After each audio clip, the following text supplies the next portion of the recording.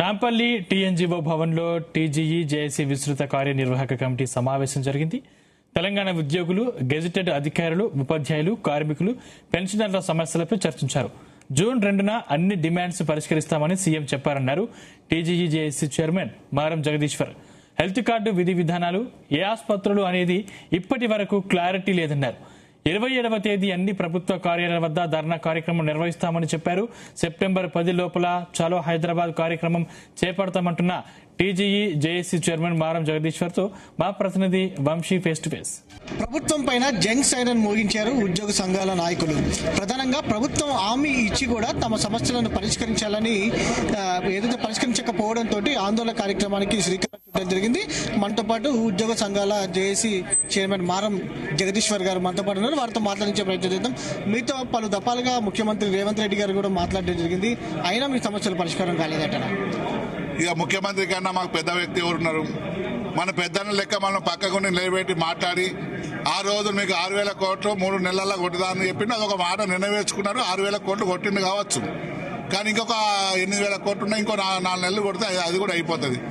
మరి ఆ రోజే జూన్ 2 నాడు మీ అన్ని సమస్యలు పరిష్కరిద్దాం, పీఆర్సీ కమిటీ రిపోర్ట్ కూడా తెచ్చుకొని పీఆర్సీ రిపోర్ట్ కూడా ఇంప్లిమెంట్ చేస్తామని చెప్పిన సందర్భం. మరి జూన్ 2 పోయి ఇప్పటికి ఎన్ని రోజులు అవుతుంది? ఇప్పటికి కూడా పిలిచిన పరిస్థితి. హెల్త్ కార్డు వాస్తవానికి మేము ఎన్నోసార్లు చెప్పినాం, హెల్త్ కార్డు అన్న కావాలి అంటే మన ముఖ్యమంత్రి గారు స్వయంగా చొరవ తీసుకొని అక్కడ చెప్పి దాన్ని ఇంప్లిమెంట్ చేసిండు. ఇంప్లిమెంట్ చేసిన కొందరు కావాలని హాస్పిటల్ వాళ్ళు యాజమాన్యం వాళ్ళ డ్యూ ఇవ్వలేదనే ఉద్దేశంతో ఇలా ప్రభుత్వం పైన వాళ్ళు ఎక్కడ ఏ హాస్పిటల్లో మాకు హెల్త్ కార్డును ఇంప్లిమెంట్ చేసే పరిస్థితి లేదు. కనీసం మన ట్రస్ట్ కూడా ఎన్నిసార్లు పెట్టినా దాని విధి విధానాలు తయారు చేసినా కూడా కనీస విధి విధానాలు కూడా ఇలా హాస్పిటల్కి లేని పరిస్థితి. వాళ్ళ దాదాపు 160 అంటే 170 కోట్ల బకాయిలు ఉన్నది. ఒక 70 కోట్లన్న వాళ్ళకి ఇస్తే ఇలా వాళ్ళు ట్రీట్మెంట్ స్టార్ట్ చేస్తారని వాళ్ళతో కూడా మేము చర్చించినాం. ఒక 20 కోట్లు ఇచ్చారు కాబట్టి ఇంకో 50 కోట్లు అయితే వాళ్ళు కూడా పనిచేస్తారు. మన ప్రభుత్వంలో గొంతమ్మ కోరికలు మాకు కావు వాస్తవానికి. ఇలా ప్రభుత్వం దృష్టి ఇలా మా చాలా మందికి ఏ చేసే ఉచిత వైద్యం అనుకుంటున్నారు. మా కాంట్రిబ్యూషన్, ప్రభుత్వ కాంట్రిబ్యూషన్ ఇద్దరు కలిస్తేనే చికిత్స తయారవుతుంది. కానీ ప్రభుత్వం జీవో 190 తీసిన 317 బాధితులకు మా 190 జీవో చేసి అది ఇంప్లిమెంట్ చేయలేదు. ఇలా మన హెచ్ఓలో 12.5 ఇవ్వాల్సిన ప్రభుత్వం, కోట ఇవ్వాల్సిన ప్రభుత్వం హెచ్ఓలో ఉన్న సెక్రటరీలో వాళ్ళకు ఉన్న వాళ్ళకైతే ప్రమోషన్ ఇచ్చుకున్నారు. కానీ ఇలా కింద ఉన్న మా హెచ్ఓలను అక్కడ తీసుకోవడానికి వాళ్ళు ఇష్టపడతలేరు. అక్కడ ఉన్న ఉద్యోగులు కూడా కొందరు కావాలని కాంప్లైంట్ చేయడం వల్ల 8 నెలలు ఆగుతుంది. దాంట్లో ఉన్న 10 అధికారులు వాళ్ళకు వత్తాసు పలికి ఇలా 12.5 కూడా ఇంప్లిమెంట్ చేయాలని పరిస్థితి ఇలా ప్రభుత్వం పైన ఉన్నది. ఒకటి, మీరు హెల్త్ కార్డ్స్ కు సంబంధించి మీ కాంట్రిబ్యూషన్ కూడా ఇప్పటికే 3 నెలల నుంచి కడతా ఉన్నారు. అసలు సమస్య ఎక్కడ వస్తుంది అంటారు? సమస్య ఒకటే, హాస్పిటల్ వల్ల పాత బకాయిలు ఉన్నాయి. పాత బకాయిలు ఇస్తే మేము పనిచేస్తామని వాళ్ళు అంటున్నారు. కానీ ప్రభుత్వం ఒక 20 కోట్లే కొట్టింది. ఇంకా 50 కోట్ల వద్ద వాళ్ళు కూడా వస్తారు. వాళ్ళ హాస్పిటల్ పిలిచి మాట్లాడి వాళ్ళకు కొంచెం నయానో భయానో ఒప్పించి ఇలా వాళ్ళ వైద్యానికి పురికొల్పవలసిన అవసరం ప్రభుత్వం పైన ఉన్నది. ఇలా హెల్త్ కార్డు మనం ట్రస్ట్ మేమే ఉన్నాం, కానీ ఆ ట్రస్ట్లో మాట్లాడేది ఏం జరగదు. ఆ ట్రస్ట్ మాటకే చెప్తుంటారు. మా దానిలో 13 మందిని పెట్టిరు. ఆ 13 మందిలో ఇది ఉన్నదని చెప్పి ఆఫీసర్లు 17 మంది 30 మంది కలిసి అది ఎక్కడ దాన్ని ఇంప్లిమెంట్ చేసే బాధ్యత తీసుకుంటలేదు. మేము మాట్లాడిన మాటను మాకు ఏమని తక్షణమే మాకు హాస్పిటల్లో ట్రీట్మెంట్ కావాలి, ప్రభుత్వం అది సానుకూలంగా స్పందించాలి. అంటే జీపీఎస్ విధానానికి సంబంధించి కావచ్చు, దాంతోపాటుగా ఏదైతే పీఆర్సీకి సంబంధించినటువంటి అంశాలు కావచ్చు, ఇలా అనేక అంశాల మీద మీరు ఆందోళన కార్యక్రమాలు తీసుకుంటా ఉన్నారు. ఎప్పుడెప్పుడు ఏ కార్యక్రమాన్ని మీరు తీసుకుపోతా ఉన్నారు? ఇవాళ ఇవాళ జేఏసీలో నిర్ణయించిన ప్రకారం ఆగస్టు 24 మొత్తం జిల్లాలో ఉన్న ఉద్యోగులందరూ ఇలా దానికి మనం మహాధరణ కార్యక్రమాన్ని చేయాలని ఇలా పిలుపునిచ్చినాం.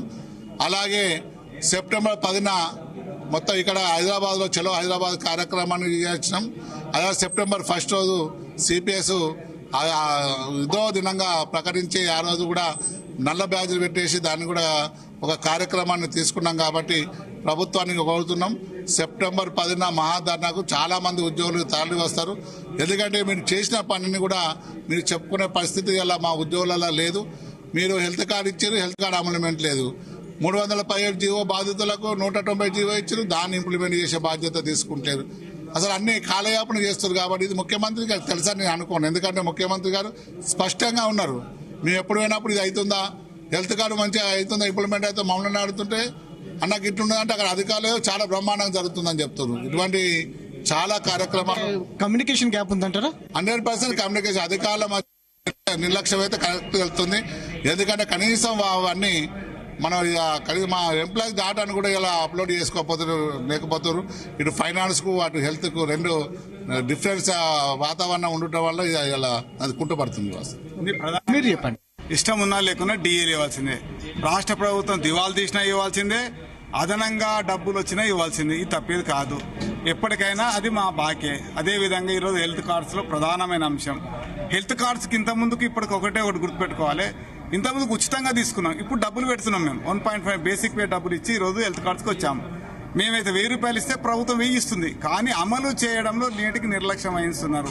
అదేవిధంగా ఒక్క రూపాయి ఖర్చు లేని బదిలీలు, ప్రమోషన్, టీచర్లకు సంబంధించిన దాంట్లో దానికి ఏమని కోరుతున్నాం. అదేవిధంగా 317 బాధితులు ఒక జిల్లాలో ఒక ప్రాంతం నుంచి ఇంకో ప్రాంతం రోజు నుంచి ఉదయం సాయంత్రం భార్యాభర్తలు ఉంటే ఒకరొక జిల్లా. ఆదిలాబాద్ జిల్లా చూసినట్టయితే 150-200 కిలోమీటర్ దూరంలో ఉంటారు రోజు అప్ అండ్ డౌన్ చేయడం. దాంతోపాటుగా ప్రభుత్వము సానుకూలంగా సభకు ఇచ్చి ముఖ్యమంత్రి గారు 190 జీవో ఇచ్చాడు. కానీ విద్యాశాఖలో ఏ ఒక్క టీచర్ ఒక్కరికి కూడా ఇంతవరకు 190 అమలు చేయలే. కాబట్టి ప్రభుత్వము ఆర్థిక అంశాలు పక్క పెట్టండి. ఆర్థిక అంశం లేని విద్యాశాఖలో సర్వీస్ రూల్స్ ఏవైతున్నాయో అది ఎప్పటి నుంచో డిమాండ్గా ఉంది. విద్యాశాఖ అధికారి ఈ రోజు వరకు కూడా deputy CM and chief secretary పెడితే కూడా ఈరోజు మీటింగ్ జరగాలి ఉపాధ్యాయ సంఘాలతో. మరి ప్రభుత్వం నిర్లక్ష్య వైఖరా, అధికారుల నిర్లక్ష్య వైఖరా మీరే చెప్పాల్సి కోరుతున్నాం. మీరు చెప్పండి. మీ పిఆర్సీకి సంబంధించిన అంశాలు కావచ్చు, వీటి గురించి మీరేమంటారు? పిఆర్సీ డిఏలు తక్షణమే ఇవ్వాలి, కానీ దానికంటే ముందు 317 బాధితులని ఫస్ట్ న్యాయం చేయాలి. ఎందుకంటే కాంగ్రెస్ ప్రభుత్వం మేనిఫెస్టోలో పెట్టింది 317 జీవో బాధితులకు న్యాయం చేస్తాం అని చెప్పేసి. తర్వాత 190 జీవో తీసింది. ప్రభుత్వం వచ్చి 3 సంవత్సరాలైంది. 190 జీవో మా స్థానిక జిల్లాలకు లాంగ్ డిప్యుటేషన్ ఇస్తామని తెచ్చింది. ఇవి రెండు కూడా ఇంకా 190 జీవో వచ్చి కూడా ఈ సెప్టెంబర్ 6 వస్తే సంవత్సరం నిండుతుంది. ఇంకా మరి ఇంప్లిమెంటేషన్ లేదు. దీనికి కారణం ఏంటంటే అధికారుల అలసత్వమా లేదా అధికారుల మా పైన చిన్న చూపు. మీరు అక్కడ పోయి ఇక్కడ మేమేం చేయమంటాం దాన్ని, అవన్నీ కాదు. ముఖ్యంగా మేము బాధితులమైన కుటుంబాలు వారంకొక్కళ్ళు నెలకొక్కళ్ళు చనిపోతున్నారు. 317 జీవో బాధితులు. మీరు కూడా చెప్పండి, ఎలాంటి ఇబ్బందులు ఎదుర్కొంటా ఉన్నారు మహిళలు అందరూ కూడా? ముఖ్యంగా ఈహెచ్ఎస్ ఆ రోజు ముఖ్యమంత్రి గారిని ఉద్యోగస్తులు కలిసినప్పుడు ఈహెచ్ఎస్ అమలవుతుందా అని చెప్పేసి అడగడం కోసం అని చెప్పేసి వచ్చినాము అని చెప్పేసి అంటే, ఇంకా మీకు ఈహెచ్ఎస్ అమలవుతలేదా అని చెప్పేసి సీఎం గారు అడిగిన సందర్భం. దాని తర్వాత ఇచ్చినట్టే ఇచ్చి ఈహెచ్ఎస్ ఇప్పటి వరకు కూడా ఇంప్లిమెంట్ అవ్వట్లేదు. గత 3 నెలల నుంచి జీతాలు కట్ అవుతున్నాయి, కానీ ఏ హాస్పిటల్లో కూడా కార్డు నడవట్లేదు. ఈహెచ్ఎస్ ఒకటి, పిఆర్సీ ఒకటి, పెండింగ్ బిల్లులు ఒకటి, ఈ రిటైర్ అయిన ఉద్యోగులకు బకాయిలు ఒకటి, ఇవన్నీ ఏమీ లేక ఉద్యోగులందరూ కూడా నానా అవస్థ పడుతుండ్రు. చాలా కాలం వెయిట్ చేసిండ్రు. మా నాయకులు ఈరోజు ఒక నిర్ణయం తీసుకుండ్రు.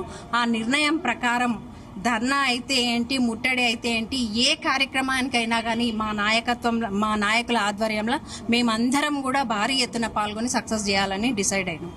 ఇది తమ సమస్యల పరిష్కారం కోసం అటు ఉద్యోగ సంఘాల నాయకులు పిలుపునివ్వడం జరిగింది. చలో హైదరాబాద్ కార్యక్రమానికి వచ్చే నెల పిలుపునిచ్చినటువంటి సందర్భం కూడా మనకు కనిపిస్తుంది. వీడియో జర్నలిస్ట్ క్రాంతితో వంశకృష్ణ, జీ తెలుగు న్యూస్, హైదరాబాద్.